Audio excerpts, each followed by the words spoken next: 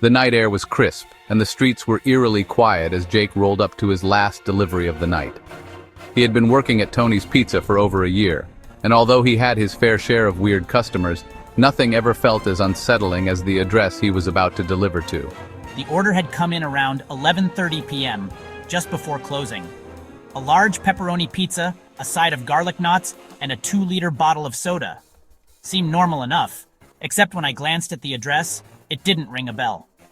I had delivered all over town, but this place, an old abandoned house on the outskirts, was unfamiliar. His boss Tony had raised an eyebrow when he read the address.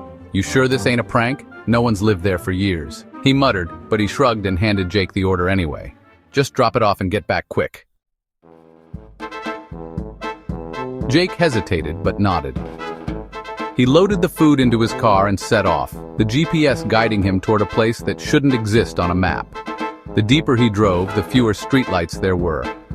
The road narrowed, the houses became less frequent, and soon he was surrounded by nothing but thick, looming trees. His headlights barely illuminated the decrepit house at the end of the driveway. The windows were boarded up, and the front door looked as though it hadn't been touched in years.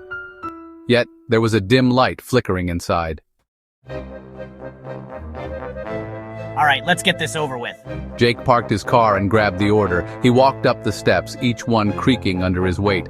When he reached the door, he knocked 3 times, his knuckles echoing against the hollow wood. Silence. Jake knocked again, louder this time. Still, nothing. Hello?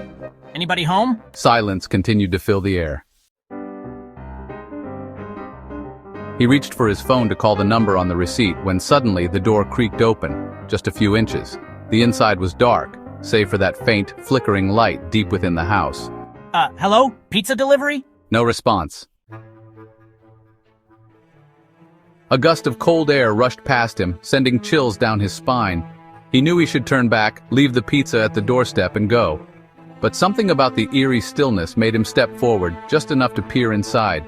The place smelled musty, like rotting wood and something else, something metallic. The dim light came from a single candle sitting on a table in the far corner of what looked like a living room. Jake placed the pizza box down just inside the doorway. I'm just gonna leave this here, okay? His voice wavered. He turned to leave when he heard it, a whisper. "Don't go." The whisper sent shivers down his spine, freezing him in place. Jake froze. His breath hitched in his throat. He spun around, but no one was there. A sharp creaking sound came from the staircase leading upstairs. Footsteps, slow, deliberate. Someone was there. Oh no. Jake backed away, nearly tripping over the doorstep.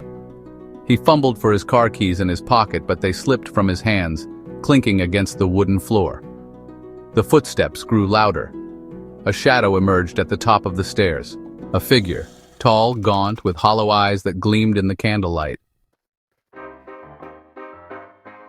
Jake grabbed his keys and sprinted to his car, his heartbeat slamming in his ears. He yanked the door open, jumped in, and locked it. His trembling hands fumbled with the ignition. As the engine roared to life, he glanced at the house one last time. Come on, come on. The door was now wide open. The candle had gone out. And the figure was standing at the doorstep, staring at him. Jake hit the gas, tires screeching as he tore down the deserted road. His pulse refused to slow until he was back at Tony's Pizza, panting, pale, and drenched in sweat. What happened? Don't ever send anyone to that house again. Tony frowned. What house? Jake slid the receipt across the counter, but when Tony read it, his face twisted in confusion. Jake, this address doesn't exist. Jake's stomach dropped. He pulled out his phone to check the GPS history, but the location was blank, like he had never driven there. And when he looked down at his hands, he saw a single greasy fingerprint on his sleeve. A fingerprint that wasn't his. Some deliveries should never be made. Jake never took another order past 11 o'clock, and Tony eventually shut down late-night deliveries altogether. But every now and then, on quiet, eerie nights, Jake swears he can hear whispers when he's alone in his apartment. A faint creak of unseen footsteps. And sometimes, the smell of old, rotting wood fills the air. If you ever order pizza late at night, Make sure you know who's on the other end of the door, because some houses are hungry for more than just food. Like, share and subscribe for more terrifying stories, if you dare.